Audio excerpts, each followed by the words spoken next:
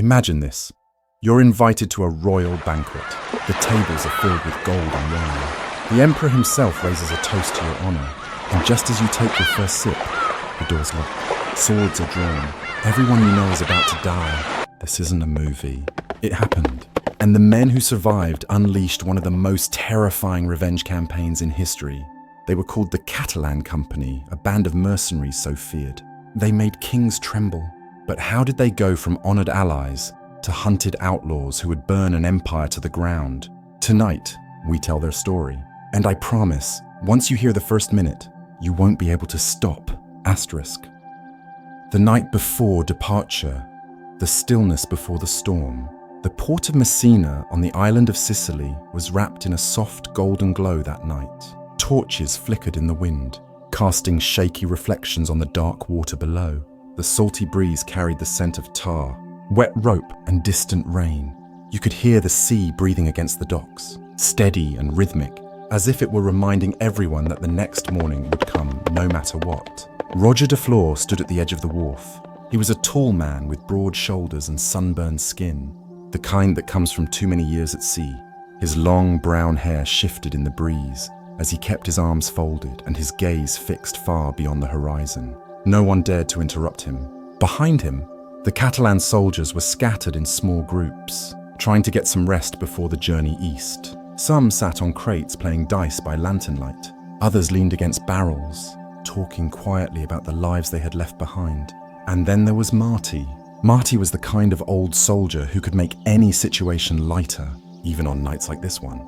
He pulled his wool cloak tight against the cold wind and muttered loud enough for everyone to hear. "This place is colder than a well-digger's backside," he grumbled. "And the cooks are barely keeping the fire going. Are they trying to freeze us to death before the Byzantines even get a chance?" A few men chuckled, grateful for Marty's familiar complaints. Sitting next to him was Thomas, the youngest recruit in the company. His wide eyes moved constantly from the dark sea to the lines of ships bobbing gently in the harbour. "I have never been this far from home before," Thomas admitted softly. Marty snorted. "Kid, you have not been anywhere. That's why you're so nervous. The trick is not to think about it too much." Thomas tried to smile, but his hands would not stop fidgeting. He glanced toward Roger, who still stood silently at the end of the dock like a carved figurehead. "Does he ever, talk?" Thomas asked. Roger. "Oh, he talks," Marty said, shifting his weight with a groan, "but only when he has something worth saying. And trust me, that is rare. The man carries more secrets than a priest." Another ripple of laughter rolled through the men, even in the dim light. You could see how much they respected their commander. Roger had earned that respect. He had once been a Templar knight before striking out on his own. He knew the sea better than anyone and could read a battlefield like other men read a letter. But there was something else about him too, an edge of quiet calculation. The soldiers might joke, but they understood that Roger was always thinking several steps ahead. A soft gust of wind blew through the harbour, rattling the sails of the ships. 40 vessels in all, each packed with supplies and soldiers, ready to leave at first light. Marty tilted his head back and looked at the stars. The night sky above Messina was clear. "Endless, he said, lowering his voice. "There is always that one moment before a long campaign when you start thinking about all the things you wish you had said back home." He fell silent for a beat, and even Thomas noticed the change in his tone. "I should have told my sister I loved her more," Marty added finally. "Instead, I left a note about where to find my boots." "Typical me." Thomas gave a small laugh, but it faded quickly. He pulled his blanket tighter around his shoulders and stared out at the water. He imagined the miles of open sea between Sicily and Constantinople. It felt impossible. Roger finally turned away from the horizon. He walked slowly back toward the group, his boots crunching on the wooden planks. The men straightened without being told. "We leave at dawn," Roger said, his voice low but firm. A pause. He looked from one face to the next, reading their thoughts. "This will not be an easy voyage," he continued. "The sea is only the first test. The real challenges wait for us in the east, but we will face them together, as we always have." Marty raised his eyebrows. "See, he does talk." A ripple of laughter broke the tension. Just for a moment, Roger allowed himself the faintest smile. Then he stepped aside, and let the men settle back down. One by one, the soldiers found their places on the docks or in the shadow of the ships, wrapping themselves in wool blankets against the night chill. A few talked quietly, some prayed. Others simply lay awake staring at the stars. Thomas lay close to Marty, who was already snoring softly. He listened to the wind, the creak of the ships, and the distant crash of the waves. The boy could not help but wonder if he would ever see his family again. Nearby, Roger stood alone for a while longer. He looked at the lights of Messina flickering along the shoreline. He knew once they left, there would be no turning back. Not for him, not for any of them. The breeze carried a faint smell of rain, and somewhere deep inside, Roger felt the first quiet weight of everything that was about to come. But he said nothing. Instead, he closed his eyes for just a moment and listened to the sea. The journey across the sea, long days on the waves. The next morning came quietly, as if the world itself was holding its breath. A thin veil of mist hovered over the harbour, softening the lines of the ships moored along the docks. The torches that had burned through the night were now only faint embers. Roger de Fleur was already awake when the sun's first light touched the masts. He moved silently along the pier, checking ropes, inspecting sails, speaking briefly with the ship captains. Every vessel had its task. Every soldier had his place. Roger's mind was a map, sharp and focused. Marty, on the other hand, yawned so wide it looked like his jaw might unhinge. "Do they always start these things at dawn?" he muttered, dragging a sack of gear behind him. Thomas stumbled along next to him, half asleep and clutching his blanket like it was a lifeline. "Marty," Thomas whispered. "Are you nervous?" Marty paused. "Nervous? No." "Kid, nervous is for weddings and tax collectors. This is something else entirely." He winked and clapped Thomas on the back. "Besides, if we sink, at least we will go down clean. The sea is good for that."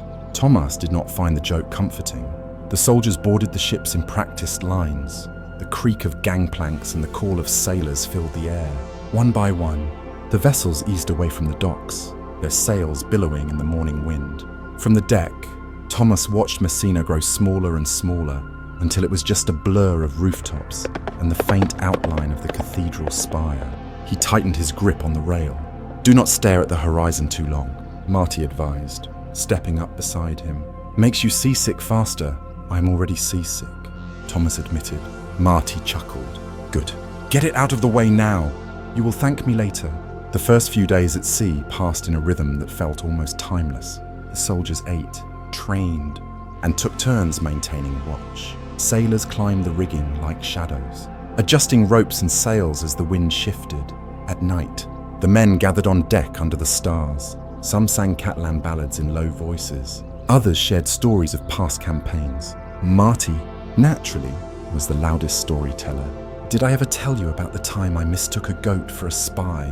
he began one evening, causing a ripple of laughter. "Yes," Thomas said quickly. "3 times already." Marty waved a hand. "Then you know how it ended." "The goat lived." "The spy did not." Thomas rolled his eyes but smiled despite himself. Not every moment was peaceful. One afternoon, a sudden squall rolled in from the west. The sea rose in great dark swells, and the ships rocked violently. Thomas clung to a post, his knuckles white. Roger moved through the chaos with calm precision, shouting orders to the sailors. The crew scrambled to secure the sails before the wind could tear them to shreds. Rain pelted the deck like 1,000 tiny needles. At one point, a crate broke loose and nearly crushed 2 men. Roger grabbed the nearest rope and pulled with all his strength, dragging it back into place. His boots slipped on the slick planks, but he held firm. The storm passed as quickly as it had come, leaving the soldiers soaked and shivering. Marty wrung out his cloak, scowling. "This is exactly why I prefer dry land. The ground may kill you, but at least it does not spit in your face first." Roger allowed himself a brief smile at the old man's grumbling. By the end of the first week, the Catalan Company had settled into a steady rhythm. They were not just soldiers, they were a floating community, living and working together across 40 ships. One night, as the fleet sailed under a pale moon, Roger stood alone at the bow of his flagship. The wind carried the sound of distant waves and the faint creak of timbers. He thought about what awaited them in Constantinople. The Byzantines were desperate for their help. That much was clear, but desperation could be dangerous. A desperate ally could easily become a fearful enemy. Roger closed his eyes for a moment, letting the sea air fill his lungs. He knew the Catalan Company was stronger than it had ever been. They were well armed, disciplined, and fiercely loyal to each other. But he also knew that loyalty could be tested in ways none of them expected. Below deck, Thomas was finally asleep, curled up in a corner with his blanket. Marty sat nearby, sharpening his sword with slow, deliberate strokes. "Why do you do that at night?" Thomas mumbled without opening his eyes. "Because the sound keeps the rats away," Marty replied. Thomas blinked. "There are rats down here." Marty grinned. Maybe not. "Either way, you are not going back to sleep now, are you?" Thomas growled, pulling the blanket over his head. As the days stretched on, the fleet pushed farther east across the Mediterranean. The sun grew hotter, the nights quieter. One evening, Thomas climbed to the upper deck just as the sky was turning purple with twilight. He leaned on the rail, looking out at the horizon. It was beautiful, he thought, and terrifying. Marty joined him, holding 2 pieces of hard bread. "Here," he said, handing one to the boy. "It is not much, but it will keep you alive." Thomas took it and stared at the endless sea. "Do you ever think about where we are going?" he asked. Marty nodded slowly. "Every day, but thinking too much about the future will break you." "Kedin." Focus on the next sunrise, the next meal, the next laugh. That is how you survive out here. Thomas considered that in silence. Roger emerged from below deck just as the first stars appeared overhead. He looked at his men, tired but steady, and felt a surge of quiet pride. The Catalan Company was more than a group of mercenaries. They were a family forged in hardship, and he would do everything he could to keep them together. The wind shifted slightly, filling the sails with a low, steady hum. The ships moved as one, cutting through the dark water toward a future none of them could truly see. Roger's gaze fixed on the horizon. Somewhere beyond it lay Constantinople, a city of gold and shadows, and he could not shake the feeling that their lives were about to change forever. Constantinople, the city of gold at dusk. It was late afternoon when the first spires of Constantinople came into view. The soldiers crowded the decks of the ships, leaning over the rails as if their eyes could bring the city closer. At first, it was just a faint line on the horizon, shimmering in the heat. But slowly, the city began to take shape, walls rising high and proud, glimmering roofs, and the faint hum of a world far larger than anything most of the Catalans had ever seen. Thomas gripped the railing, hardly able to breathe. "Is it real?" he whispered to Marty. Marty squinted into the sunlight. "Oh, it is real all right. Looks like someone spilled all the gold in Christendom on top of a hill." He nudged Thomas with his elbow. "And they say there is more wine and bread here than you can eat in a lifetime." That sounds real enough for me. The ships eased closer to the massive harbour, sails creaking as the crews shifted their weight. The sheer scale of the city made even Roger pause. He had seen great cities before Barcelona, Palermo, Acre, but Constantinople was something else. The city walls alone rose nearly 100 feet into the air, layered in stone and mortar, like the fortifications of a giant. Beyond the walls, he could see domes catching the fading sunlight, turning them into glowing orbs of orange and red. As the Catalan fleet approached the docks, curious citizens gathered along the shoreline. Children pointed at the soldiers on the decks, whispering to their mothers. Merchants paused in the middle of unloading their goods, craning their necks for a better look. Rumours had spread quickly.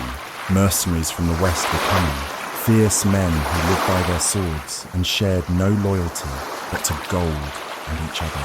Marty, of course, could not help himself. He waved cheerfully at the onlookers, shouting, "Do you all sell bread?" "Because I am starving." The crowd stared back in silence. "That went well," Marty muttered, tugging at his cloak. Thomas swallowed hard. "They do not look very happy to see us," he whispered. "We never are," Marty said softly.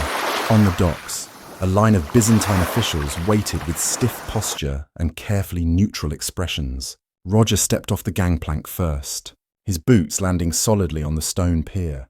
His presence drew murmurs from the crowd. The man carried himself with quiet confidence, every motion deliberate. One of the officials stepped forward. He was tall, thin, and wore a finely embroidered tunic. His name was Miquel, though the Catalans would not learn it until later. "Welcome to Constantinople," Miquel said in Greek-accented Latin. His voice was polite, but there was a faint edge to it. "The Emperor sends his greetings and his gratitude for your service." Roger inclined his head slightly. "We are here to do the work we were hired for," he said. "We will require barracks, provisions, and clear orders about where our efforts are most needed." Mikhail nodded stiffly. "Yes, all of that will be provided. For now, the Emperor has arranged quarters near the western gates. Your men can rest there until further instructions are given." As Roger and Mikhail exchanged words, Thomas noticed someone else standing just behind the official. A young woman with dark hair pulled back neatly, wearing a simple but elegant blue dress. She carried herself with a quiet grace, but her eyes were sharp, observant, and she caught Thomas staring. She offered the smallest of smiles. Thomas, caught off guard, looked down at his boots, his face burning red. "That," Marty murmured, leaning close, "must be Mikhail's daughter. Pretty, isn't she? Be careful, though, kid. Girls like that have fathers who own swords and armies." Thomas did not respond. The Catalan soldiers marched through the city gates as dusk settled over Constantinople. The streets were narrow, but alive with colour and noise. Merchants shouted from stalls laden with spices, fabrics, and fish still dripping from the day's catch. Dogs barked and children darted through the crowds, laughing. The Catalans kept their heads high, but Thomas could feel the weight of countless eyes watching them from doorways and balconies. He could almost hear the whispers. Mercenaries, outsiders, dangerous men. Marty broke the tension with a low whistle. "Look at this place," he said. "I could get used to streets that do not smell like goats." Roger did not smile. He kept scanning the rooftops, the alleyways, reading the city the way a hunter reads a forest. He could sense the unease that lay beneath the surface, like a river flowing just out of sight. By the time they reached their assigned quarters, the sun had dipped below the horizon. The soldiers were led into a large stone complex near the outer wall, a former warehouse converted into barracks. It was not luxurious, but it was secure, and the men were too tired to complain. That night, as the Catalans settled into their new surroundings, Roger met privately with Mikhail.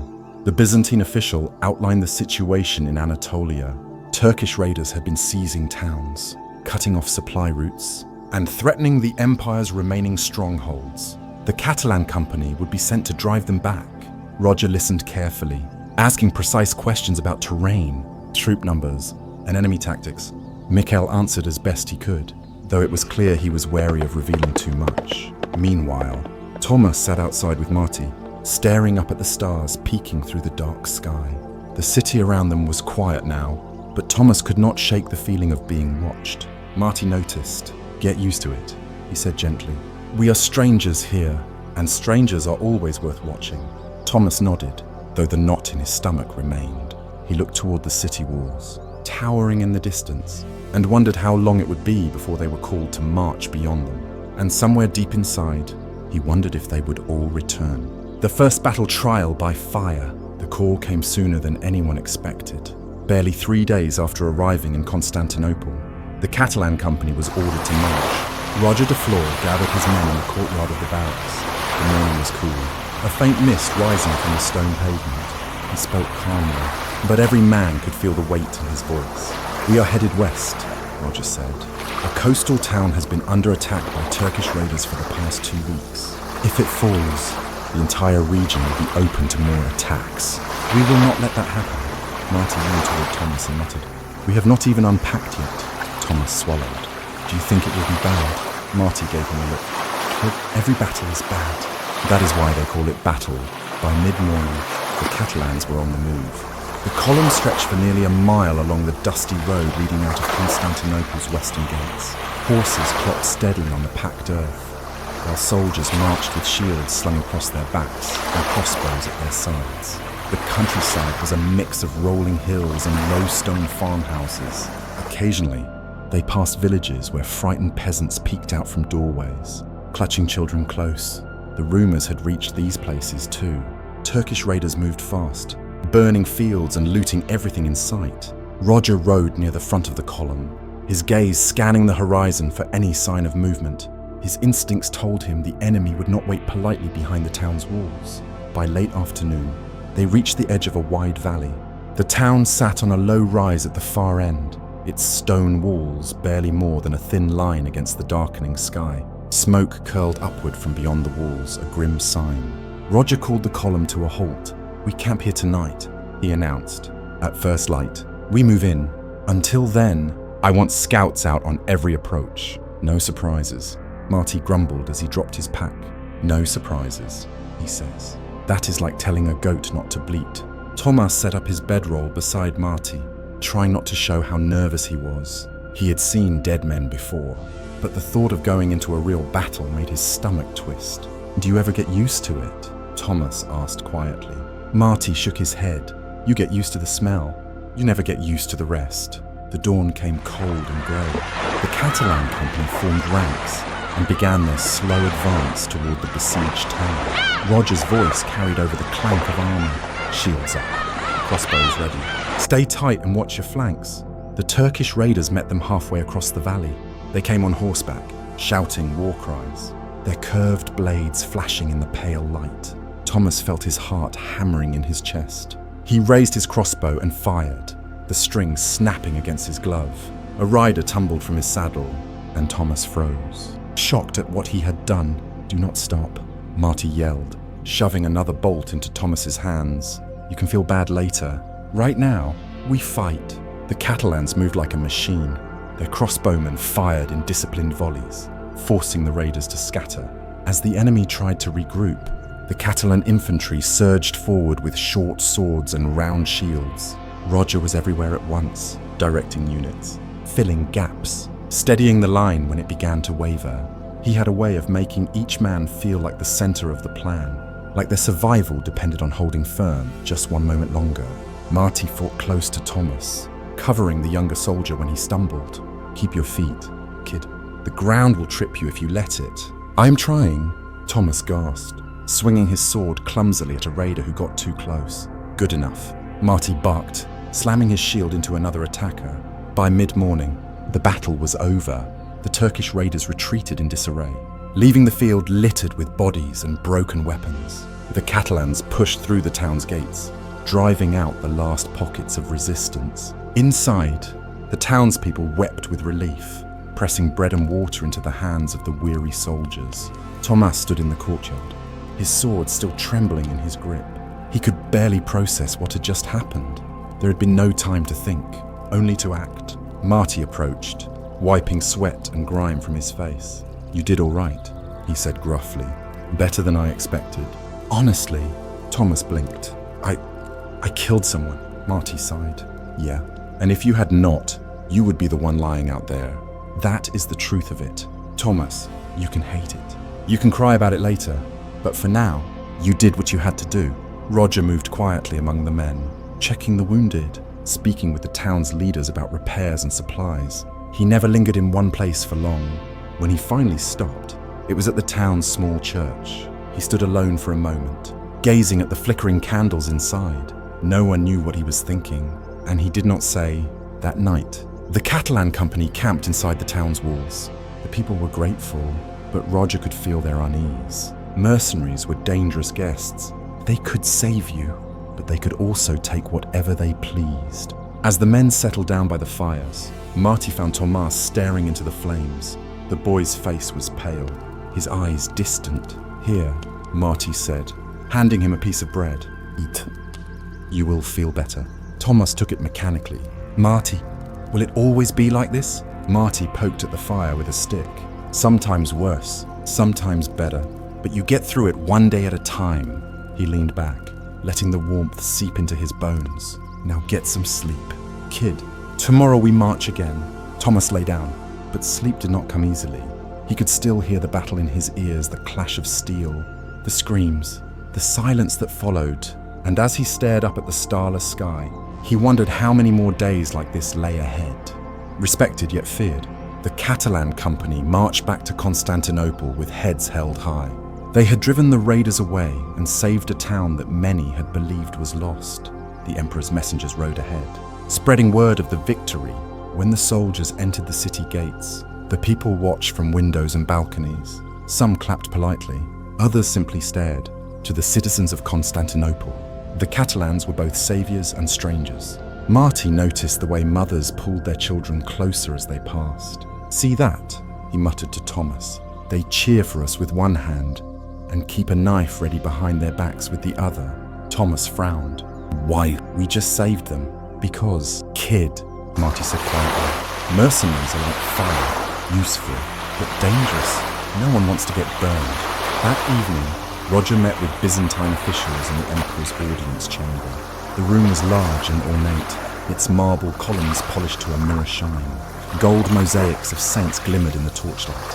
Mikhail, the tall official who had greeted them at the harbour, stood beside the throne. He listened as Roger described the battle in precise detail where the enemy had struck, how the Catalans had countered, and what supplies were now needed to repair the damaged town. The Emperor, a pale man with sharp eyes, nodded slowly. "Your company has done well," he said. "The people are grateful. The Empire is grateful." Roger inclined his head. "We are here to fulfill the contract we signed. That is all." The Emperor's lips curved slightly, though it was not a smile. "Yes, that is all." Later, as Roger left the palace, Mikhail caught up to him. "You have proven your value," Mikhail said softly. "But you must be careful. There are some at court who distrust men who hold too much power." Roger met his gaze evenly. "And you? Do you distrust us?" Mikhail hesitated. "I believe you are a man who keeps his word, but I also believe that trust in Constantinople is a currency more valuable than gold, and harder to keep." Roger said nothing. In the days that followed, the Catalans settled into their quarters near the western gates. The men repaired armor, sharpened weapons, and spent their evenings around campfires sharing stories. To Thomas, it almost felt like a reprieve, though he could sense the unease lingering in the city. Helena, Mikhail's daughter, visited the barracks one afternoon with her father. She moved quietly through the courtyard, handing out bread to the wounded soldiers. When she reached Thomas, she smiled. "You look better than when I first saw you," she said. Thomas felt his face turn red. "Thank you for the bread," he stammered. Helena tilted her head. "Do all Catalan soldiers blush this easily?" Marty, standing nearby, chuckled. "Only the young ones." That evening, Marty and Thomas sat by the fire as the company prepared dinner. The smell of roasted lamb filled the courtyard, a welcome change from dried rations. "Do you think they like us here?" Thomas asked. Marty blew on his steaming cup of broth. "They like what we can do. That is different." Thomas frowned. "But we are protecting them." "Kid, protection can turn into occupation real quick," Marty said. "And people remember the difference." He sipped his broth and added, "If you want them to like you, learn their language. Smile at their kids. Do not act like you own the place." Thomas nodded slowly. Roger spent his nights alone in his quarters, reading reports from scouts and thinking through the next campaign. He knew the victory at the coastal town had earned them respect, but it had also drawn attention. The Catalan Company was strong, too strong, some might say, and strength made people nervous. One afternoon, Roger called his officers together. He laid out maps on the table, his finger tracing lines across the Anatolian frontier. "The Turks will strike again," he said. "We cannot sit and wait for them. We must push forward, secure the supply routes, and show them that this empire is not as weak as they believe." One officer, a grizzled man named Joffre, frowned. "Do you trust the Byzantines to keep their promises if we succeed?" Roger met his gaze. "No, but I trust that they need us more than they want to admit. That is our advantage for now." The soldiers could feel the tension building. Rumors spread through the city. The Catalans were demanding more pay, more privileges, more control. Some said they would soon claim land for themselves. Thomas overheard two merchants whispering as he walked through the market.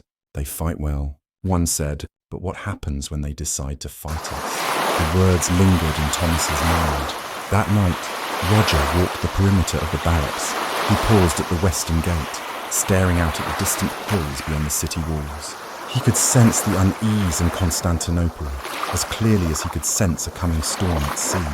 The Catalan Company had been hired to defend the empire, but what if the empire decided they were the greater threat? Marty found Thomas staring into the fire again. "You think too much," Marty said, dropping onto the bench beside him. "Do you ever wonder why we are really here?" Thomas asked quietly. Marty chewed on a piece of bread. "Because we like getting paid, and because Roger told us to be here. That is reason enough for me." Thomas shook his head. I think something is going to happen. Something big. Marty leaned back, studying the flames. Kid, in this business, something big is always about to happen. The trick is surviving it. Nights in the Catalan camp, quiet laughter. The nights inside the Catalan camp were the kind of nights you remembered long after the battles faded. Not because they were grand or filled with celebration, but because they were simple, ordinary, and safe at least for a little while.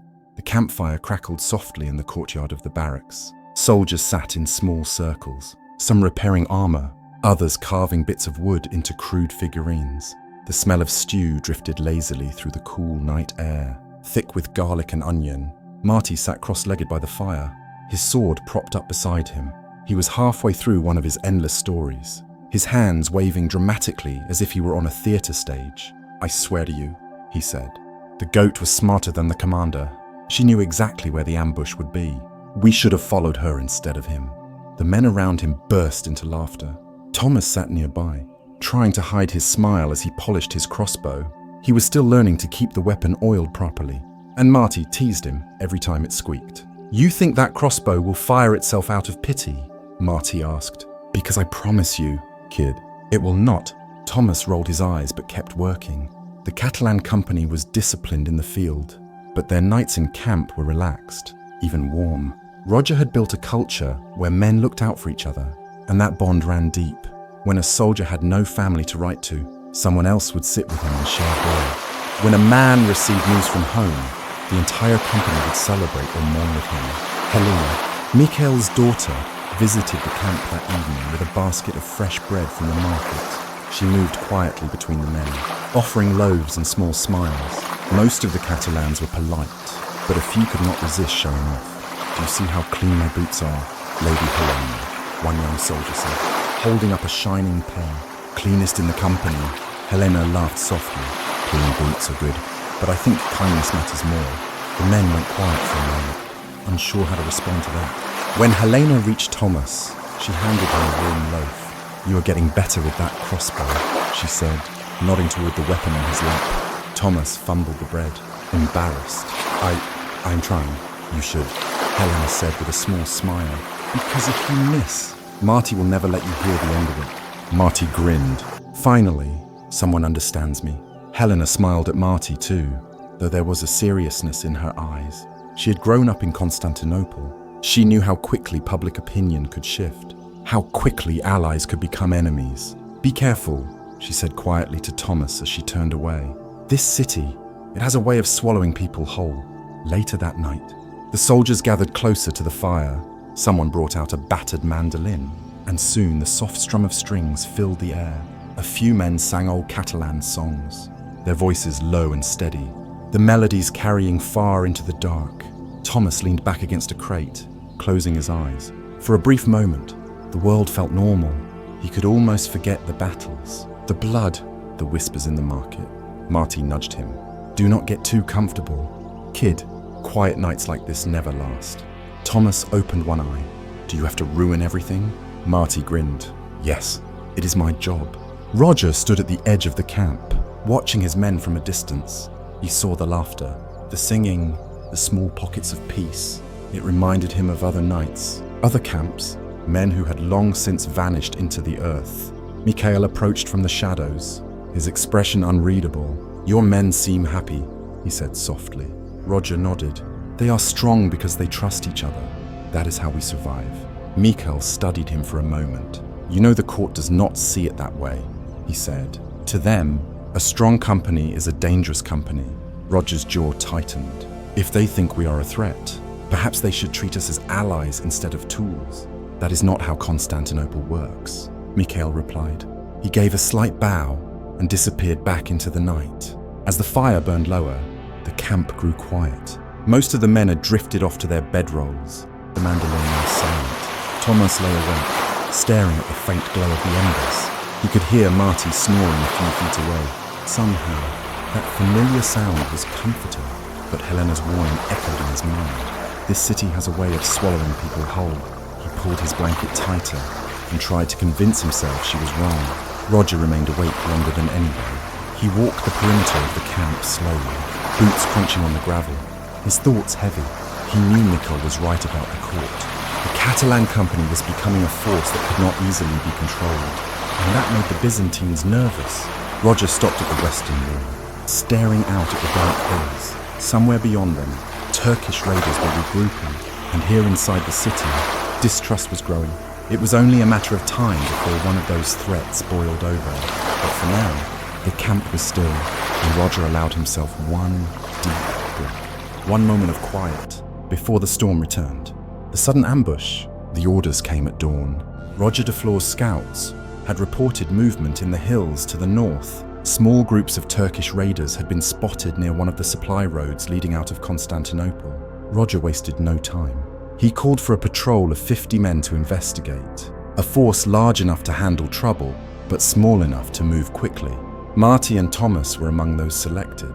As they tightened their cloaks against the morning chill, Marty muttered, "See, you kid, I told you those quiet nights never last."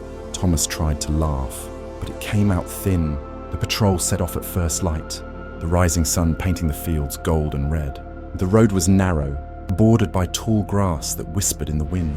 Birds scattered as the horses clattered by, their breath steaming in the cold air. Roger rode near the front, scanning the hills. The land was open but treacherous, rolling slopes and scattered groves of trees offered plenty of places for raiders to hide. Thomas kept close to Marty. "Do you think we will actually find anyone?" he asked in a low voice. Marty spat into the grass. "Oh, we will find someone. Question is whether they will find us first." By mid-morning, the patrol reached a small bridge spanning a dry creek bed. Roger raised a hand, and the column slowed. "Scouts forward," he ordered quietly. 2 riders trotted ahead, disappearing over the bridge. The rest of the patrol waited, shields ready, eyes flicking to the hills around them. Minutes passed. Then came the sound, a sharp whistle slicing through the air. Ambush, someone shouted. Arrows rained down from both sides of the road. The first volley struck hard, felling men and horses before they could raise their shields. "Get to cover," Roger roared. The Catalans surged forward, crossing the bridge and spilling into the creek bed below. The dry walls offered some protection, but the raiders were already charging down the slopes, curved blades flashing. Tomas dropped to one knee behind a fallen horse. Fumbling with his crossbow, his hands shook as he loaded the bolt. Marty slammed his shield down beside him. "Stay behind me. Fire when you can." The creek bed became a chaos of shouting and steel. Roger fought near the center, rallying the men, directing them to hold the line. The raiders struck hard, hoping to break the Catalans quickly, but the company was too disciplined. Crossbowmen fired in tight volleys, while infantrymen pushed forward with short swords and round shields. Thomas loosed a bolt and watched it strike a raider squarely in the chest. The man toppled backward into the dust. "I got one," Thomas gasped. "Do not celebrate." Marty barked, swinging his sword at another attacker. There are plenty left. Despite the surprise, the Catalans slowly gained the upper hand. They fought their way up the slopes, driving the raiders back step by step. Roger's voice carried over the din, steady and commanding. "Hold the formation. Do not chase." The raiders, realizing the ambush had failed, began to retreat into the hills, but not before leaving behind a trail of blood and fallen comrades. When the last enemy vanished from sight, the Catalans regrouped at the creek bed. The dead were counted, the wounded tended. It had been a costly ambush. Tomas sat on a rock, his chest heaving, his crossbow resting in his lap. He felt as if the world had tilted under his feet. Marty dropped down beside him, his cloak torn, his face streaked with dust. "Well, kid," he said, "you survived your first ambush. That is worth a drink later." Thomas managed a weak smile. I was so scared." Marty clapped him on the shoulder. "Good. Fear keeps you alive. Just do not let it make you stupid." Roger moved quietly among the men, checking on each wounded soldier. He knelt beside a young crossbowman who had taken an arrow in the leg, speaking to him in a calm voice until the pain dulled. When he reached Thomas, he studied the boy's pale face. "You fought well," Roger said. Thomas swallowed. I just did what Marty told me." "That is enough," Roger said. For now, as the patrol prepared to return to Constantinople, Roger examined the battlefield one last time. He could see the signs clearly. The ambush had been planned with precision. The raiders knew exactly where the patrol would be, and that meant someone, somewhere, It had told them. Roger mounted his horse, his expression grim. He knew the Catalan Company had enemies in the hills, but he was beginning to suspect they also had enemies much closer to home. The ride back to the city was long and silent. The men were tired, their thoughts heavy with the cost of the ambush. Even Marty was quiet, though he occasionally muttered curses about the quality of Byzantine intelligence. Thomas stared at the road ahead, the images of the ambush replaying in his mind. He could still hear the whistle of the first arrow, the thud of bodies hitting the ground.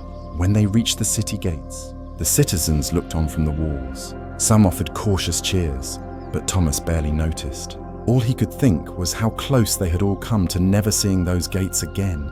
That night, as the Catalans returned to their barracks, Roger gathered his officers. "We were betrayed," he said simply. "The raiders knew exactly where we would be. Someone gave them that information." The officers exchanged uneasy glances. "Who?" one asked. Roger shook his head. "I do not know, but we will find out. And when we do, they will wish they had never heard the name Catalan Company." His voice was low, steady, and filled with a quiet fury. Thomas, listening from the shadows, felt a chill run down his spine. The Catalans grow too powerful. The weeks that followed the ambush only strengthened the Catalan Company's reputation. They marched across the frontier, crushing raider bands and securing vital supply routes for the Empire. Their victories came quickly, decisively, and with each success, their influence grew. Roger de Flor was no longer just a hired commander.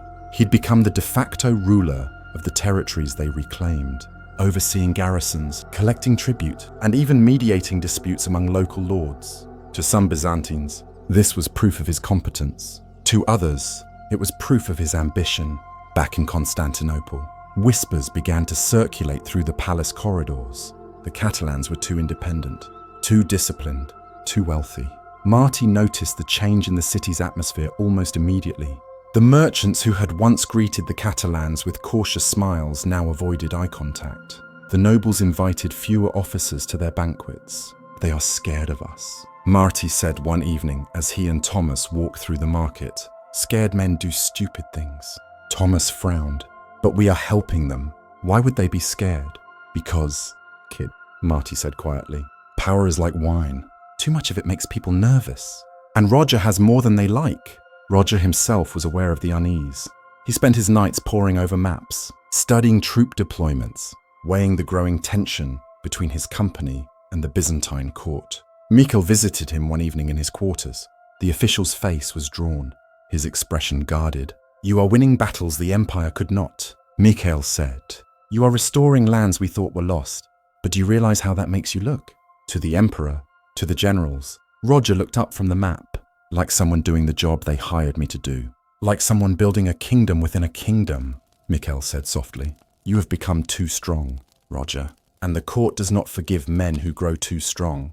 Roger leaned back in his chair. "I do not seek a crown. I seek stability for my men and for the people who depend on us." Mikhail hesitated. Intentions do not matter here, only appearances. In the camp, Thomas began to notice small changes too. More soldiers were arriving each week. Drawn by the Catalans' reputation and the promise of steady pay, the barracks grew crowded, the fires larger, the supply wagons heavier. Helena visited the camp less frequently now, though when she did, she still sought Thomas out. "Be careful," she told him quietly as she handed him a small loaf of bread. "You may not see it, but I hear the way they speak of you at court. They think your company is dangerous." Thomas lowered his voice. "We are not dangerous. We are just doing our job." "That is not how they see it," Helena said. "Promise me you will be careful." Thomas nodded, though he was not sure what that meant. One night, Marty gathered a group of soldiers around the fire. He poked at the flames with a stick, his voice low and serious. "I fought in Sicily, in Aragon, in half a dozen places I can barely pronounce," Marty said. "And I can tell you this, we are walking a fine line. The Byzantines may smile at us now, but the day they think they can live without us, they will turn." Thomas looked uneasy. "What do we do?" Marty shrugged.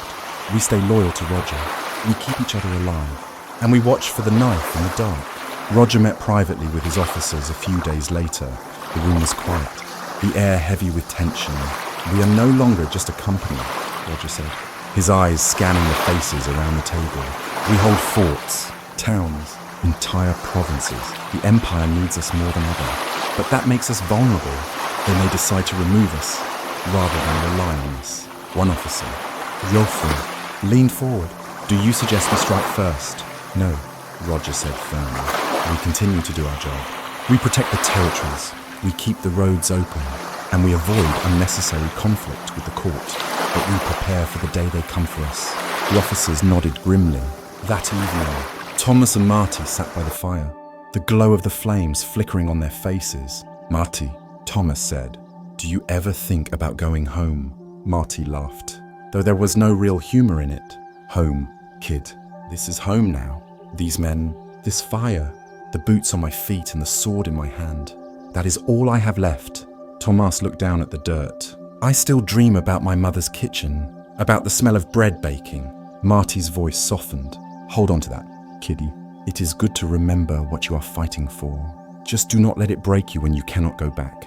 The camp was quiet that night, but Roger could not sleep. He stood at the edge of the firelight, staring out at the dark hills beyond the walls. He knew the Catalan Company was at a turning point, too successful to dismiss, too independent to control, and in Constantinople, that made them dangerous. The first cracks appear. The first cracks did not come with an open battle.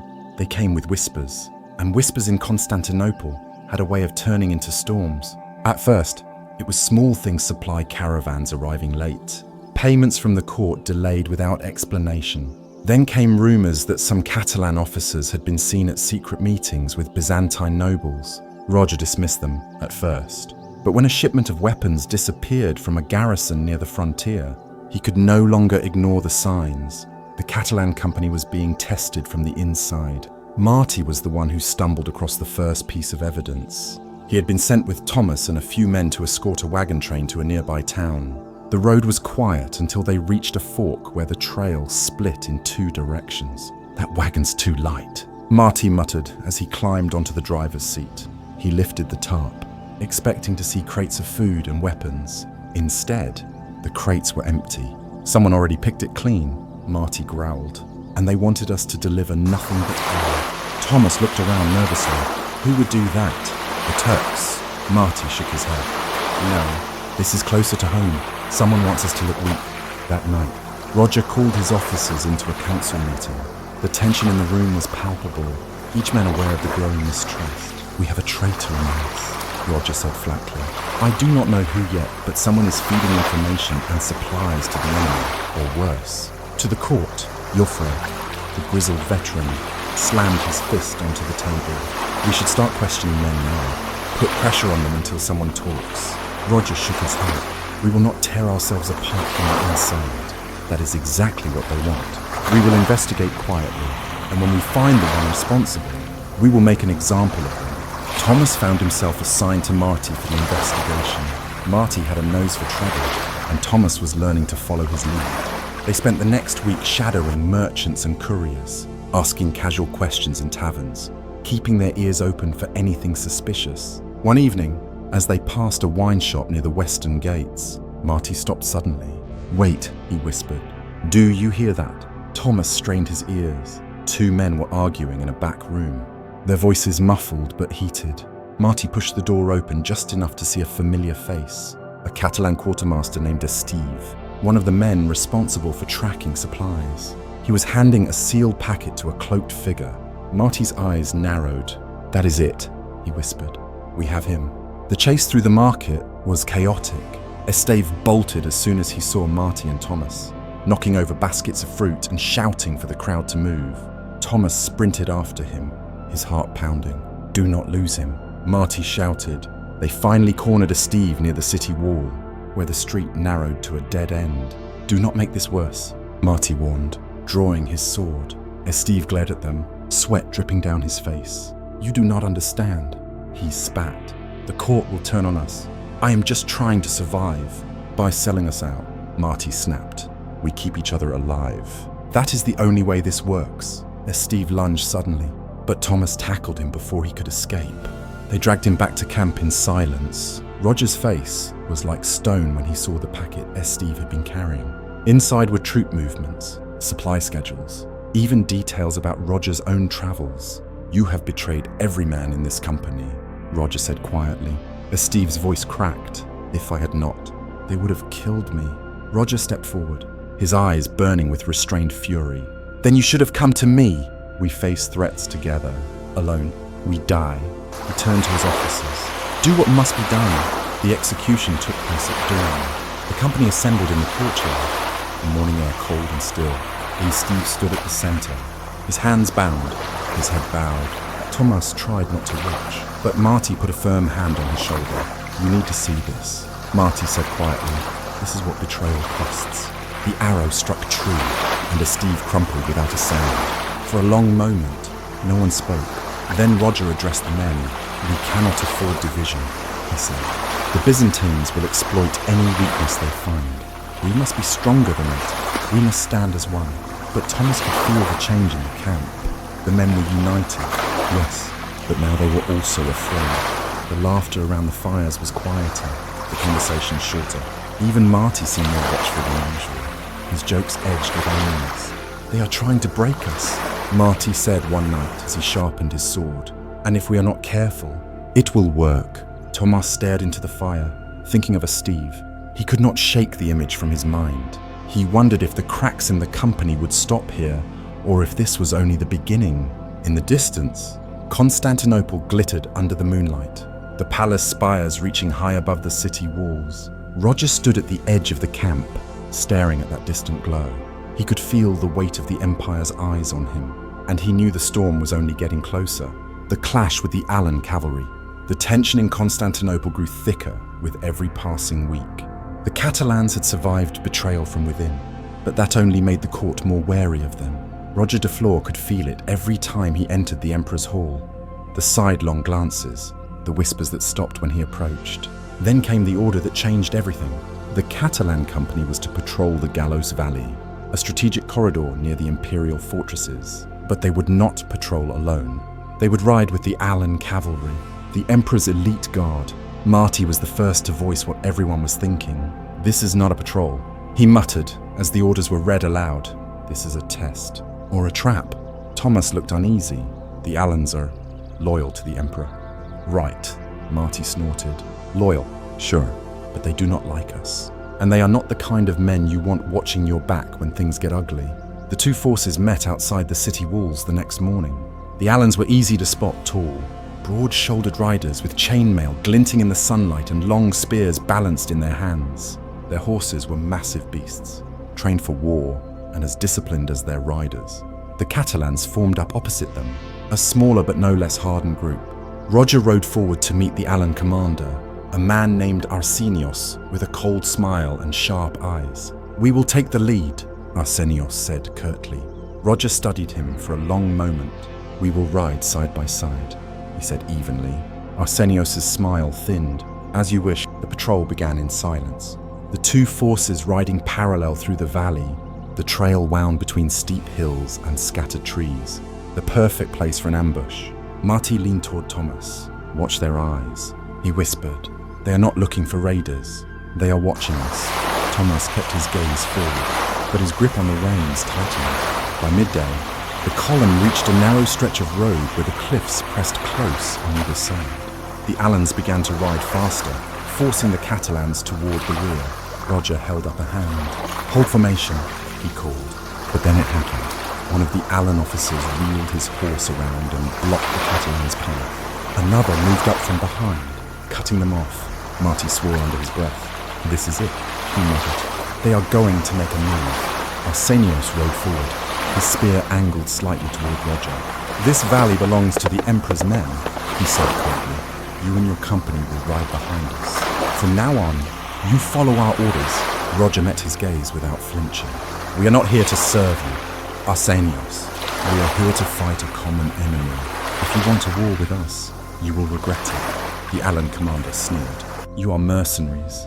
You have no place giving orders in the Emperor's lands." Roger's voice dropped to a dangerous calm. "And yet we keep those lands safe." The tension snapped like a bowstring.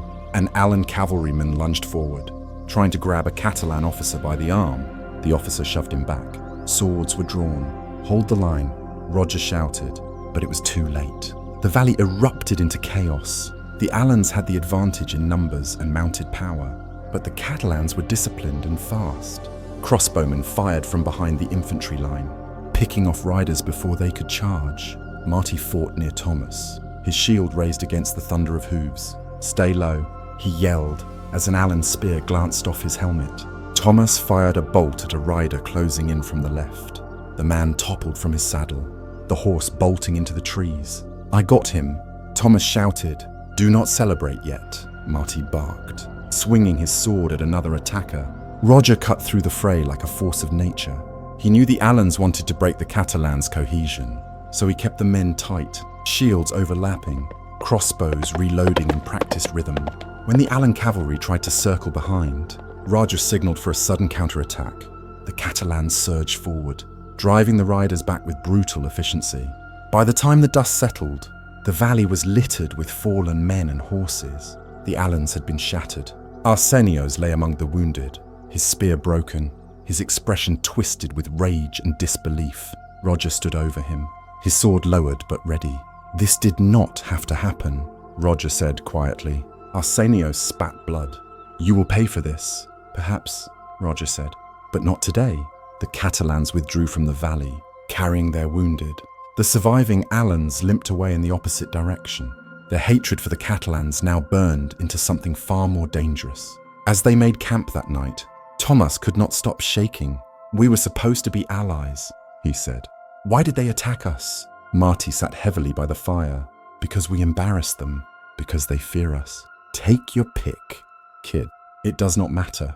What matters is that the Emperor will hear their version of the story." Thomas swallowed hard. "And what will happen then?" Marty poked at the fire with a stick. "Nothing good," he said. Roger stood apart from the camp, staring up at the stars. He knew Marty was right. The court would twist this into a story of Catalan aggression, a reason to tighten the leash or to cut it all together. But he also knew there was no turning back now. The Catalan Company had survived betrayal, ambush, and now open conflict with the Emperor's own guard. They were no longer just mercenaries. They were a force the Empire could not ignore, and that made them dangerous. Rumours and isolation. The story of the clash with the Alan cavalry reached Constantinople before the Catalans even returned.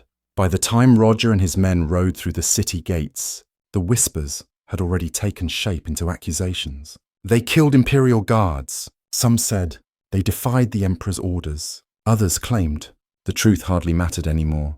The court needed a reason to put the Catalan Company in its place. And this was it. Thomas felt the change immediately. As the soldiers marched through the streets, the crowds who once looked on with cautious respect now stepped back in fear. Mothers pulled children inside. Merchants closed their stores. "Do you feel that?" Marty muttered. "They are treating us like plague carriers." Thomas nodded, his stomach tight. "We did not start that fight." "Does not matter," Marty said. "The court will say we did, and the people will believe it." That evening, Roger was summoned to the Emperor's palace. The audience chamber was colder than usual, its golden mosaics glinting like watchful eyes. The Emperor's voice was measured, but there was no mistaking the anger behind it. "You were given orders to patrol with the Alan cavalry," he said. "Instead, you turned the valley into a battlefield." Roger kept his tone calm. "They attacked us first. My men acted in self-defense. I will not apologize for protecting their lives." The Emperor's lips tightened. "You are mercenaries. You are not here to make decisions. You are here to serve." Roger bowed his head slightly. "And we will continue to serve if we are allowed to." The Emperor's eyes narrowed. "Do not test my patience, Roger de Flor. You are valuable, but no man is indispensable." When Roger returned to the barracks, the camp was tense. The soldiers could sense the walls closing in around them. Joffre, the veteran officer, approached Roger quietly. "What did the Emperor say?" Roger's expression was unreadable. "That we are valuable," he said, "but not indispensable." Marty, standing nearby, snorted. "That is as good as a death threat." The isolation deepened with each passing day. Supplies from the court slowed to a trickle. Messages went unanswered. The soldiers were forbidden from entering certain parts of the city. Helena visited the camp less frequently now, though when she did, she pulled Thomas aside.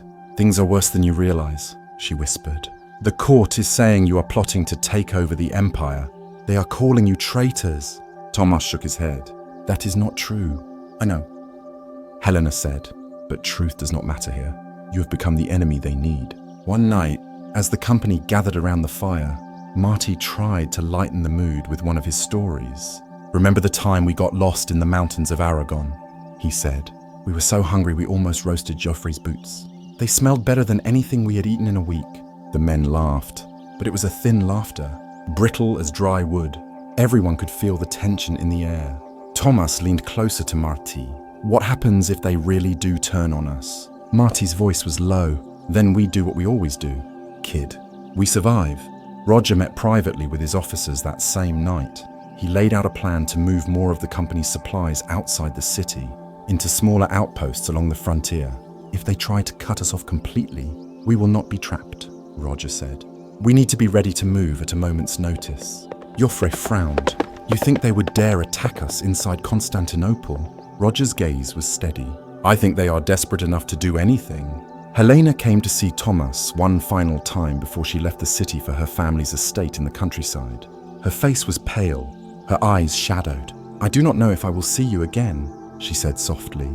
Thomas felt a lump form in his throat. Then stay, he said. Please, stay here with us. Helena shook her head. It would only make things worse. Promise me you will be careful. Thomas nodded, unable to speak. She touched his hand briefly, then turned and walked away. The next morning, Mikhail arrived at the barracks. His usually composed expression was grim.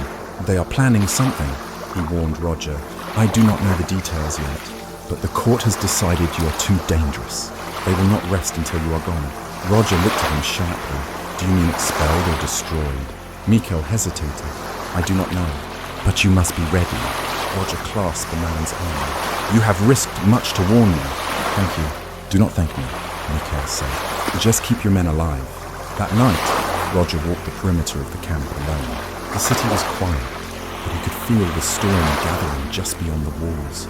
He stopped at the gate, staring out at the dark streets.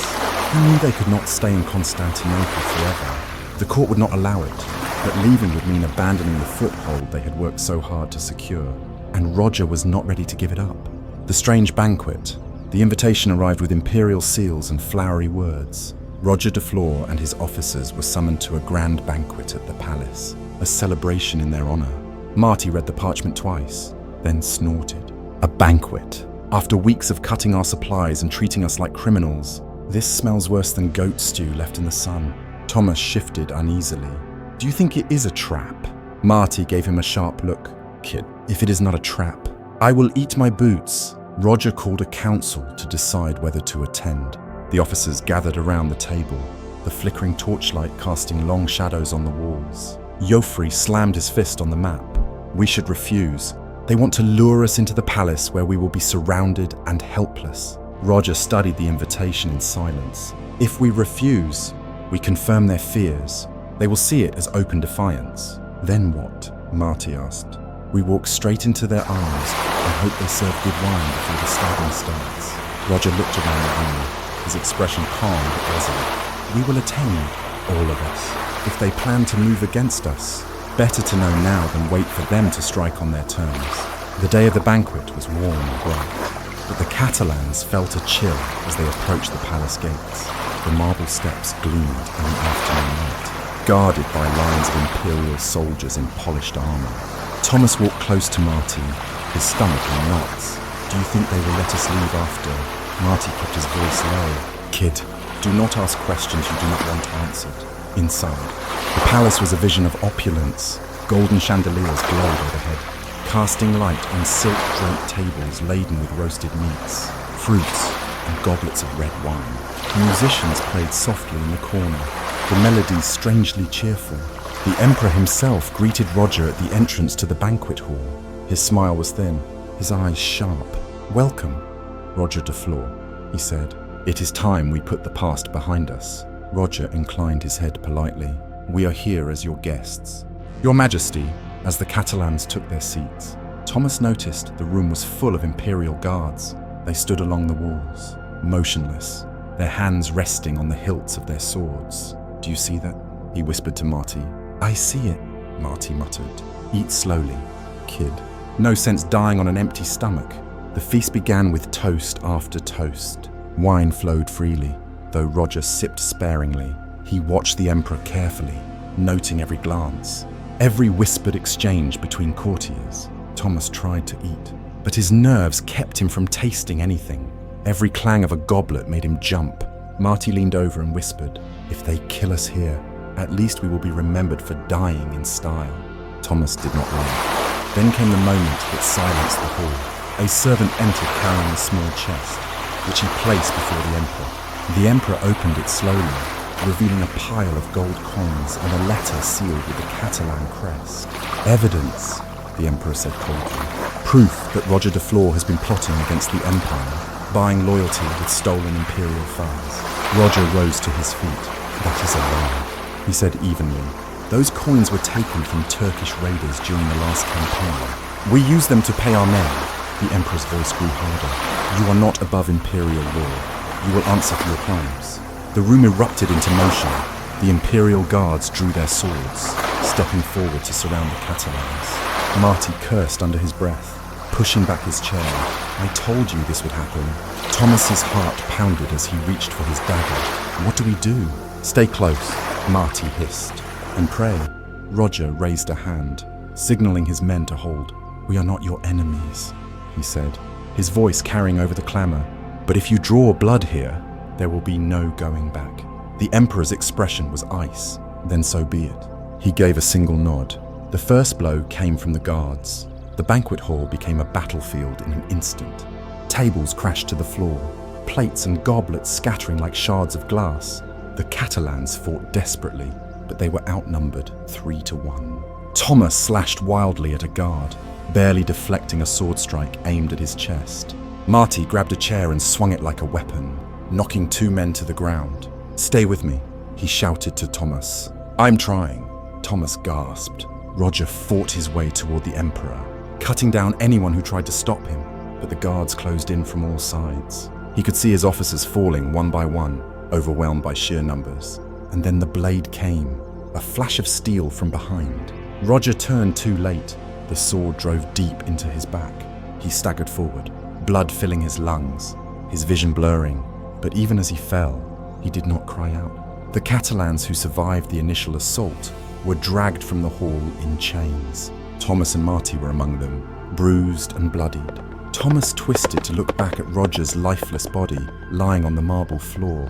He felt the weight of the world collapse on his shoulders. Marty's voice was hoarse but steady. "Kid, do not give up. This is not the end." Thomas stared at him in disbelief. "How can you say that? They killed Roger. They will kill us next." Marty's eyes burned with quiet fury. "No. They will wish they had." That night, as the surviving Catalans were locked in the palace dungeons, the city above celebrated. The emperor had rid himself of the man he considered a threat, but he had also lit a fire he could not extinguish. The Catalan Company would not forgive, and they would not forget. The night of betrayal. The dungeon beneath the imperial palace was a place built to break men. Its stone walls were slick with moisture, the air heavy with the smell of rust and despair. The Catalans were crammed into a single cell, their wrists and ankles chained to the walls like animals. Thomas sat on the cold floor, his back aching from the iron cuffs. He could still see Roger's body in his mind, lying on the marble floor of the banquet hall. The image refused to fade. Marty leaned against the wall, his face pale but hard. He spoke in a low voice, so the guards would not hear. "They think they can kill Roger and keep us down here until we rot.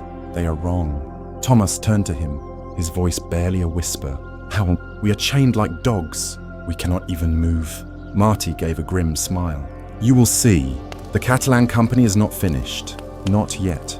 Hours passed in silence. Above them, the sounds of the palace carried faintly through the stone ceiling music. Laughter, the echo of distant footsteps. The emperor was celebrating, no doubt convinced he had won. But in the cell, the surviving Catalans were already planning. Joffre, the grizzled veteran, leaned forward. "When they killed Roger, they killed the last bit of trust we had in this empire," he said. "We will not wait to die here. We will escape, and then we will make them pay." Marty nodded. "I have been watching the guards. They get lazy after midnight. One of them leaves the keys on a hook just outside the door." Thomas blinked. "How can we reach them?" We are chained to the walls. Marty's smile turned sharper. Do not worry about that, kid. I have a plan. The chance came just after the torches in the hallway burned low.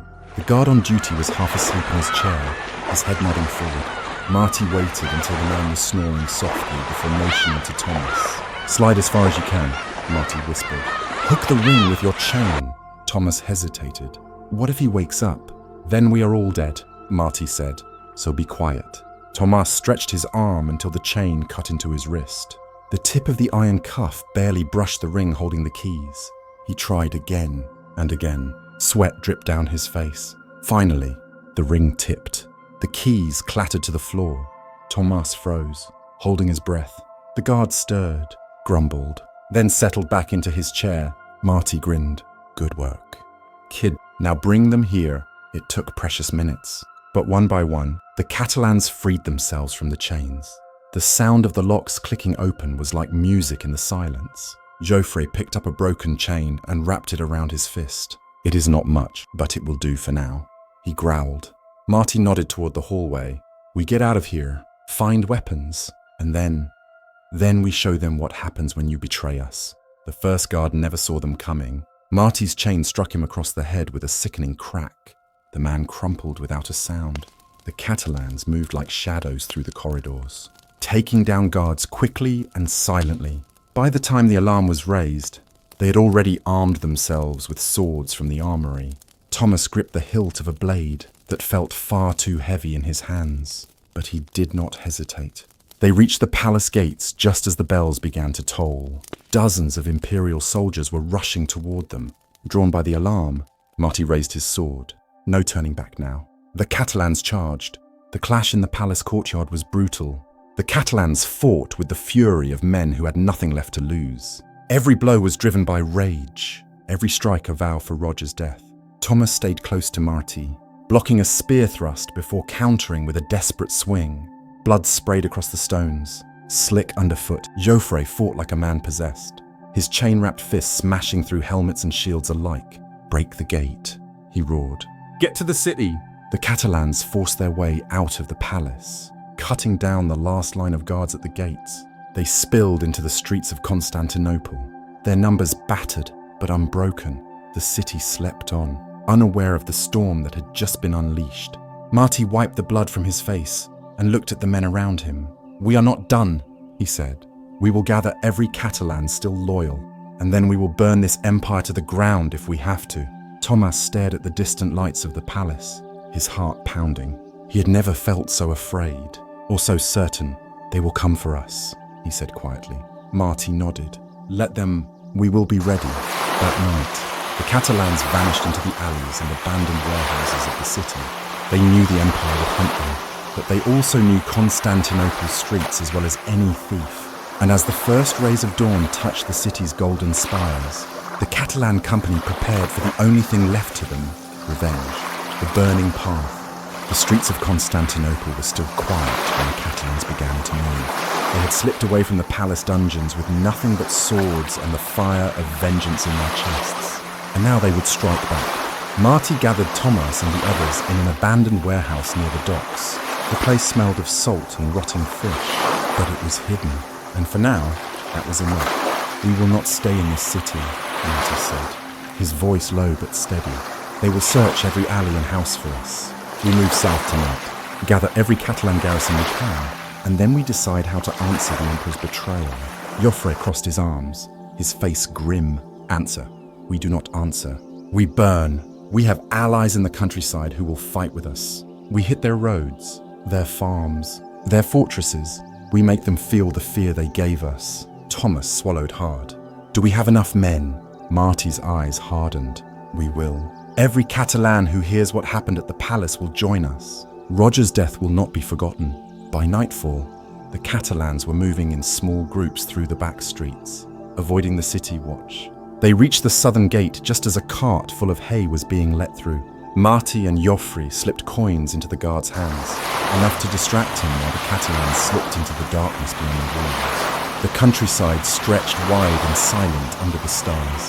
The company travelled fast, sticking to forest trails and riverbanks, always watching the horizon for Imperial patrols. Thomas kept close to Marty, his heart pounding every time a branch cracked underfoot. "We are just running," he whispered. Marty shook his head. "No, kid, we are hunting. We just have to find our prey first." Over the next week, the Catalans gathered strength at each outpost. Word of Roger's death spread like wildfire. Men left their posts to join the growing column, bringing weapons, horses, and supplies. By the time they reached the old fortress of Galen, the company had swelled to nearly 3,000 men. Marty stood at the head of the courtyard and raised his voice so all could hear. "The Emperor thought he could kill us and make us vanish," he shouted. "But look around you. We are stronger now than ever before." The crowd roared, swords raised high. Thomas watched from the edge of the crowd, still struggling to understand how the men could be so confident after everything that had happened.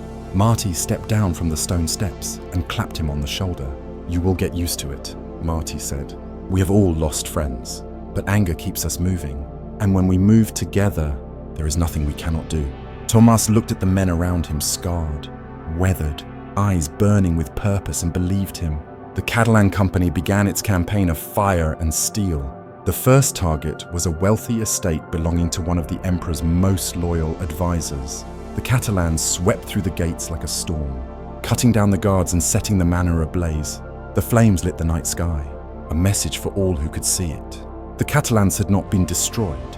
Thomas fought beside Marty, his sword slick with sweat and fear. He was not used to attacking unprepared enemies.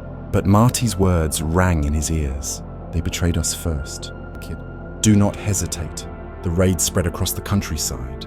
Imperial tax collectors vanished, garrisons were wiped out, and villages loyal to the court burned.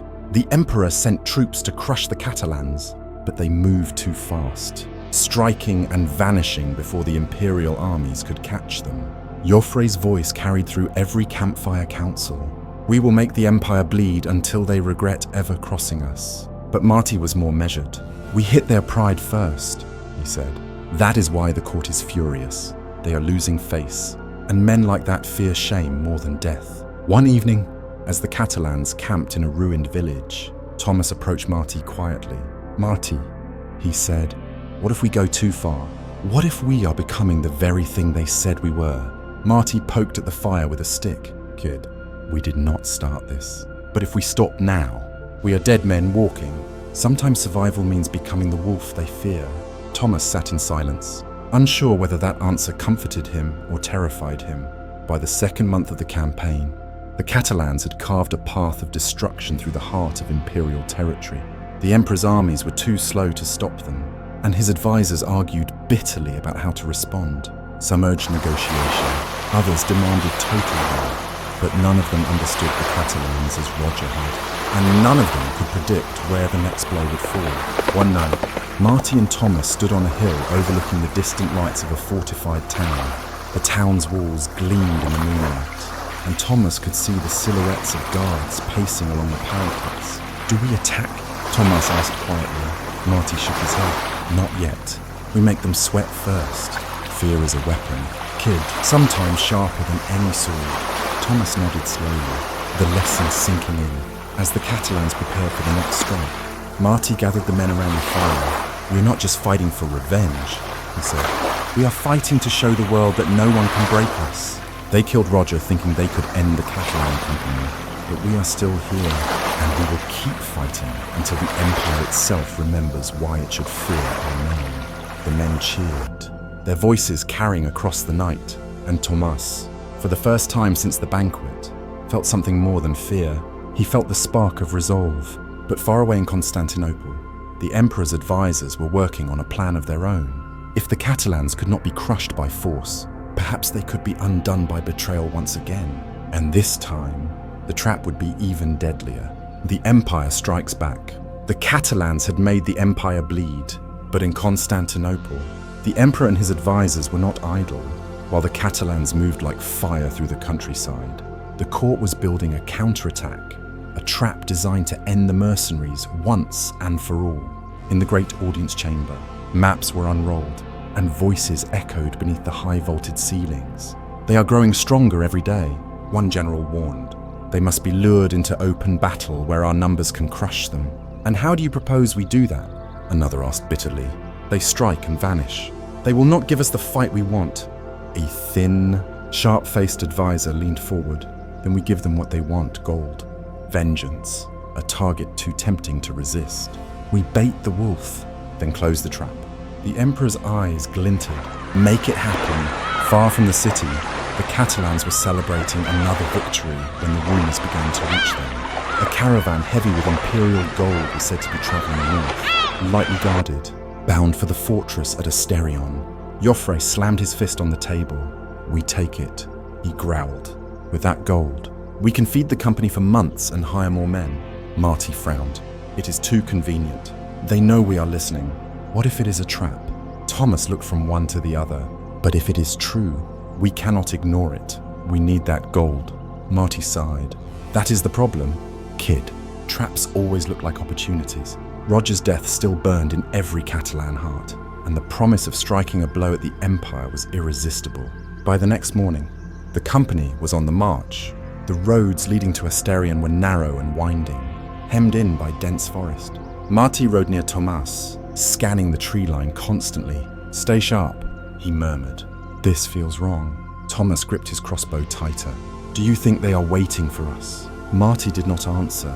By dusk, they reached the valley where the caravan was rumored to be. The tracks on the road looked fresh, and there, just beyond a bend in the trees, they saw it a line of wagons, the glint of gold visible even from a distance.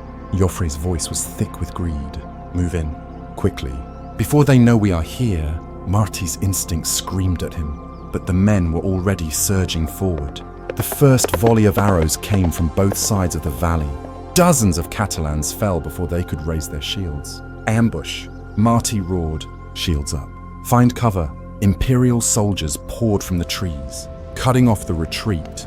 The wagons had been empty all along their gold, nothing but shining stones covered with paint. Thomas fired his crossbow blindly into the trees, the chaos of battle swallowing him whole. Men screamed, horses reared, and the valley floor turned slick with blood.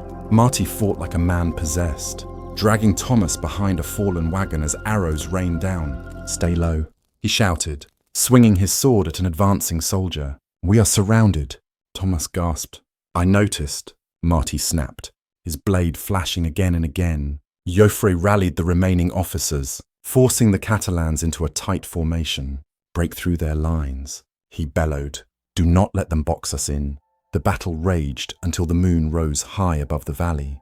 The Catalans fought with their usual ferocity, but the trap had been too well laid. Imperial reinforcements closed in from every direction, their numbers overwhelming. Thomas stumbled, nearly falling as a sword slashed across his shoulder. Marty pulled him back, snarling, Do not you dare die on me, my kid. Joffre cut a path through the enemy, blood streaming down his arm. South, he roared. We break south. A small group of Catalans managed to break through the encirclement, fleeing into the forest under cover of darkness. Thomas and Marty were among them, their breaths ragged as they stumbled through the undergrowth. When they finally stopped, only a few dozen men remained. The rest had been killed or captured. Thomas leaned against a tree, his whole body shaking. We lost so many. Marty dropped heavily to the ground. More than half the company, he said grimly. And the Empire will not stop until they have finished the job. At dawn, the survivors regrouped in a ruined chapel deep in the woods. Joffre's voice was hoarse as he addressed the men. We are not beaten, he said. They may have trapped us this time, but we will rebuild. We will strike again, Marty muttered under his breath. If there is anyone left to strike with. Thomas looked at the faces around him, tired, wounded, but still burning with anger. We have to fight, he said quietly. If we run now, Roger's death means nothing. Marty gave a slow nod. You are learning, kid. Far away in Constantinople, the Emperor received news of the ambush. The court celebrated, believing the Catalan threat had finally been broken. But in the shadows of the Empire, the survivors were already plotting their return. And this time, they would show no mercy. The road of ruin, the forest was silent except for the ragged breaths of the Catalan survivors. They had escaped the valley ambush, but the company that had once numbered in the thousands was now reduced to a few hundred wounded, hungry, and exhausted men. Marty walked at the head of the column, his cloak torn, his sword arm bandaged. Every step felt heavier than the last. Thomas trudged beside him, his shoulder still aching from the slash he had taken. "How much farther?" he asked quietly. Marty shook his head. "Far enough that the Imperial dogs will not sniff us out. We have to disappear, kid, at least for now." The group reached a hidden valley 3 days later, a place Marty knew from old campaigns. It was little more than a clearing surrounded by jagged cliffs, but it would serve as a refuge. Joffre stood in the center of the camp, his face like stone as he addressed the men. "The Empire thinks we are finished," he said. "They will not expect us to strike again. That is our advantage. We rebuild, we find food and allies, and then we take back what they tried to steal from us." Marty muttered under his breath. "If we live long enough." The weeks that followed were a test of endurance. The survivors hunted in the forests, raided small villages for supplies, and buried their dead in shallow graves. Each grave was marked with a simple wooden cross, a reminder of the price they had already paid. Thomas spent his days repairing crossbows and arrows with trembling hands. The once lively campfires of the Catalan Company were now silent, the men too tired or bitter to tell stories. Marty tried to keep their spirits alive, but even his jokes fell flat. "We have seen worse," he would say, though no one believed him. One night, Marty sat with Thomas by the fire. The flames flickered weakly in the cold wind. "Do you ever wonder how it came to this?" Thomas asked quietly. "We were just trying to do our job. And now?" Marty poked at the fire with a stick. "Now we are outlaws in a land we bled to protect. That is the way of mercenaries. Kid, no one loves you once they think they no longer need you." Thomas stared at the fire. "What do we do now?" Marty's jaw tightened. "We survive, and we make them pay." By the second month, the Catalans had regained enough strength to move. Joffre ordered small raiding parties to strike isolated Imperial outposts, seizing food and weapons. The raids were fast, brutal, and left behind a trail of burned garrisons. Each victory reminded the Empire that the Catalan Company was not gone. Thomas was part of one such raid on a remote fort. The defenders surrendered quickly, terrified by the reputation the Catalans now carried. Marty looked at the frightened prisoners and shook his head. "Let them live," he said. "We want the Empire to fear us, not hate us even more." But Joffre disagreed. "Fear comes from blood," he growled. "Release them, and they will just pick up their swords again tomorrow." The argument ended with the prisoners' execution. Thomas watched silently, his stomach twisting, unsure if they were still fighting for justice or simply for vengeance. Word of the Catalans' return spread quickly. Villages began to fortify their walls, and Imperial patrols doubled in size. One evening, a messenger from a distant ally arrived at the Catalan camp with troubling news. "The Emperor has placed a price on your heads," the man said. "Any lord who captures or kills a Catalan will be rewarded with gold and land." Marty spat into the fire. "Gold and land? Huh, that will bring every greedy noble in the Empire down on us." Joffre's eyes burned. "Then we strike first. We take the fight to them before they come to us." The Catalan Company, though diminished, began a campaign of scorched earth. They burned Imperial supply depots, slaughtered enemy patrols, and looted fortresses before vanishing into the wilderness. Thomas fought harder than he ever had, but each battle chipped away at something inside him. He no longer felt like the wide-eyed boy who had first marched into Constantinople. Marty noticed the change. "Do not lose yourself, kid," he said one night. "The day you stop caring who you kill is the day you stop being human." Thomas nodded, though he was not sure he believed it or not. By the third month, the Catalans' reputation had become legend. Imperial troops abandoned their posts at the mere rumor of their approach. Farmers hid their harvests, fearing both the Emperor's taxes and the Catalans' raids. But the Empire was not finished. In Constantinople, the Emperor's advisors prepared a final plan, one that would use the Catalans' anger against them. One evening, as Marty and Thomas returned from a raid, a scout galloped into camp with urgent news. "There is a convoy," the scout panted, carrying gold, weapons, and supplies for the Imperial army. "It is traveling through the Serane pass. If we take it, we can feed the company for months." Joffre's eyes lit with grim purpose. "This is our chance. We crush them in the pass, and the Empire will finally know fear." Marty looked at Thomas, his expression troubled. "This feels too familiar," he muttered. "Too easy." Thomas swallowed hard.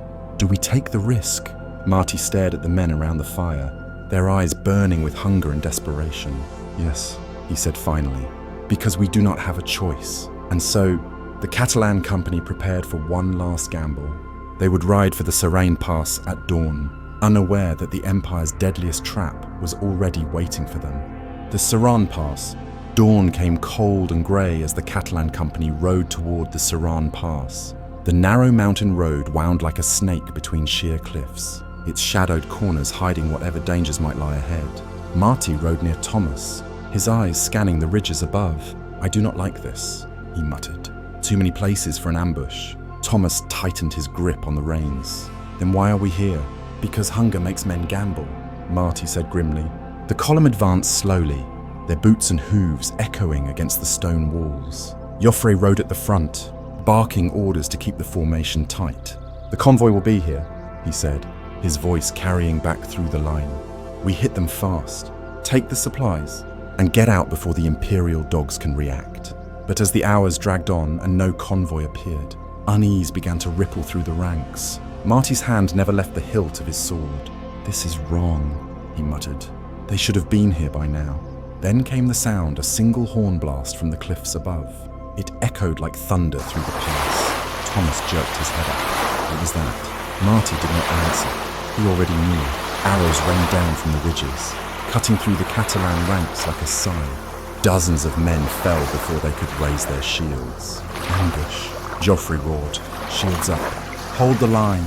But the enemy was already pouring down the cliffs. Imperial soldiers in gleaming armor, their faces grim with purpose.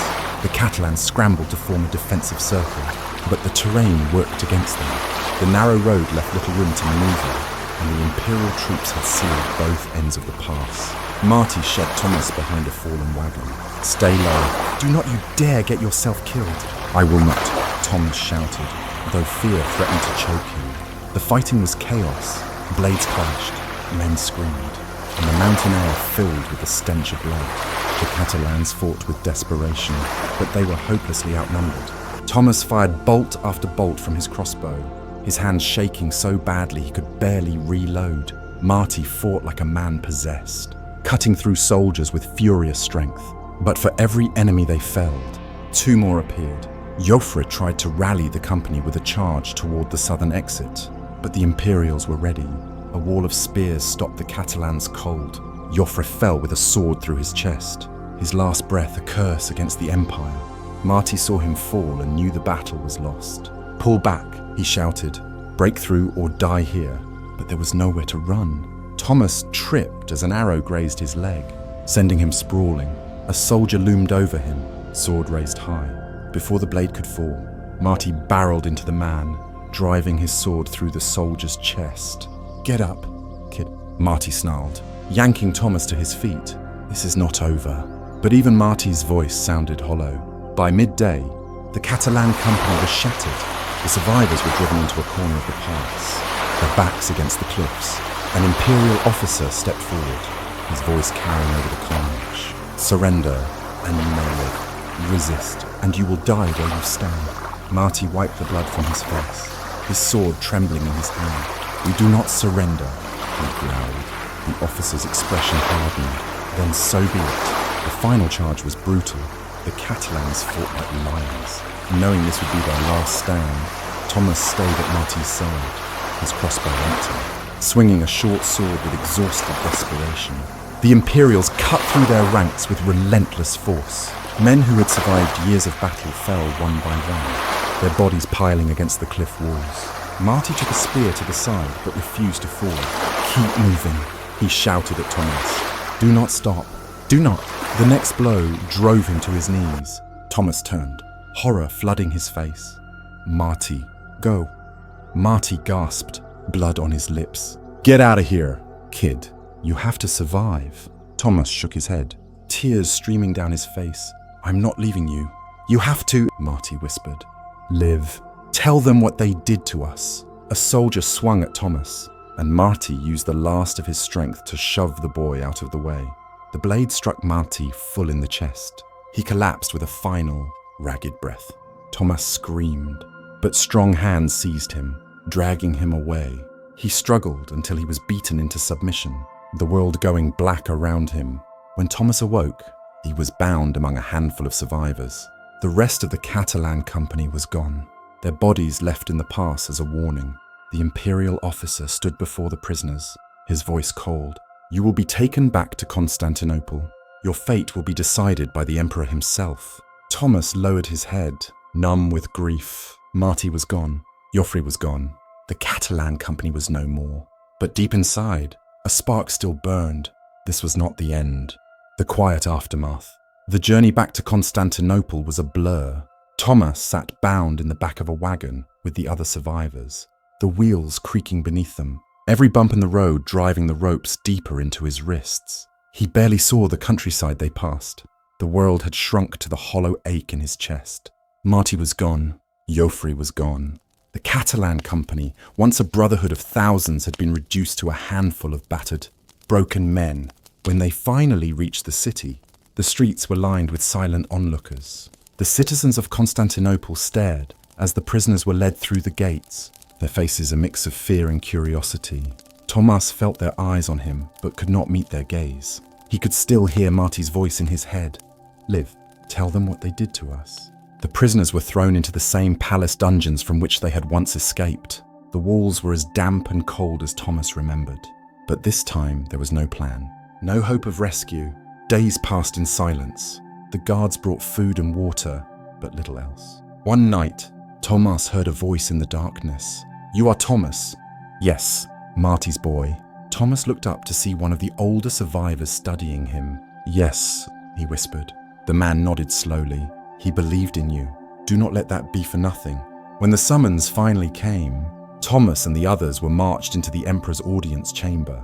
The same golden mosaics glittered on the walls, but to Thomas they felt colder than ever. The emperor studied the prisoners from his throne. "You were mercenaries," he said flatly. "You sold your swords for gold, and you brought ruin on this empire." Thomas lifted his head, anger flickering through his exhaustion. "We bled for this empire," he said quietly. "You betrayed us." Gasps rippled through the court, but the emperor's expression did not change. "Take him away," he said. Thomas was dragged from the chamber and thrown back into his cell. He expected death the next morning, but it didn't come. Days turned into weeks, and then, one night, Mikhail appeared outside his cell. The imperial advisor's face was lined with exhaustion, but his eyes still carried a trace of the quiet kindness Thomas remembered. "You are being released," Mikhail said softly. "The emperor believes it is better to scatter the survivors than to make martyrs of you. You will be exiled from the empire. If you return, you will be killed." Thomas stared at him in disbelief. "Why are you helping me?" Mikhail hesitated. "Because someone must remember the truth." At dawn, Thomas was taken to the western gate and given a small pack of supplies. The guard shoved him beyond the walls without a word, the heavy doors closing behind him. He stood there for a long time, staring back at the city that had destroyed everything he loved. Then he turned and began to walk. The road stretched long and lonely, but Thomas carried Marty's words with him like a shield. "Live, tell them what they did to us." He travelled west, through lands where no one knew his name, taking odd jobs as a caravan guard or hunter. But every night, by the campfire, he would whisper the stories of the Catalan Company, their victories, their betrayals, their brotherhood, and the men who listened would nod, their eyes shining in the firelight. The legend began to spread, one quiet word at a time. Years later, in a small coastal town far from Constantinople, Thomas sat by a fire with a group of young soldiers. They asked about the scars on his arms, the faraway look in his eyes, and so he told them. He told them about Roger de Flora, who had led the Catalans to glory. He told them about Joffrey, who had fought like a lion. He told them about Marty, who had saved his life more times than he could count. He told them how they had been betrayed, how they had fought back, and how they had lived and died as brothers. When he finished, the young soldiers sat in silence. One finally asked, "Do you ever regret it, fighting for a cause that was not yours?" Thomas looked into the flames. "No," he said quietly, "because for a while we believed in each other, and that was enough." The wind carried the sound of the waves beyond the cliffs, soft and steady. Thomas closed his eyes and pictured Marty's grin, Roger's calm voice, the fires of the Catalan camp glowing in the night. The company was gone, But their story lived on, and as long as someone remembered, they would never truly be forgotten. Epilogue. Maybe there is a lesson here, Thomas thought as he sat by the fire. Power can build empires, but fear and betrayal can destroy them faster than any enemy. And sometimes, the smallest acts of loyalty, the choice to stand by a friend when the world turns against you, leave the deepest mark of all. He leaned back, letting the warmth of the fire wash over him, and allowed himself to rest at last. Let this story be a soft place to rest tonight, Thomas whispered to the quiet stars. Because even in the darkest places, there was still brotherhood, there was still light. And so, the story of the Catalan Company comes to an end. A story of fire and steel, of brotherhood and betrayal, of men who rose higher than they ever dreamed, only to be cast down by the very hands they once served. But beneath the battles and the blood, there are lessons here, lessons that echo across the centuries. First, true strength is not built on swords or armies alone. It is built on trust. The Catalan Company was at its greatest when they believed in one another, when each man stood shoulder to shoulder, knowing his brother would not falter, and they began to crumble when suspicion seeped into their ranks. Second, power without compassion is dangerous. The Byzantine court saw the Catalans not as men, but as a tool, a blade to wield. Then discard. Fear and greed drove their choices, and those choices destroyed more than they ever protected. And perhaps the deepest lesson is that loyalty, even in small acts, matters. When the world turns against you, the hand that stays by your side, the friend who refuses to abandon you can mean everything. As you rest tonight, maybe ask yourself, where do I place my trust? Who are the people I stand beside, even when it's not easy? And what would I be willing to risk for them? Stories like this one remind us that history is not just dates and names. It is the sum of countless choices, sacrifices, and friendships, some remembered, many forgotten. But tonight, you remembered. Thank you for joining me on this journey through time. If this story touched you, even a little, I would love to know. Leave a comment, share your thoughts, or tell me where in the world you're listening from. And if you'd like to hear more quiet stories like this one, consider subscribing and sharing this with someone who might enjoy a moment of calm. Because these stories, the ones that let us pause, reflect, and breathe, are worth keeping alive.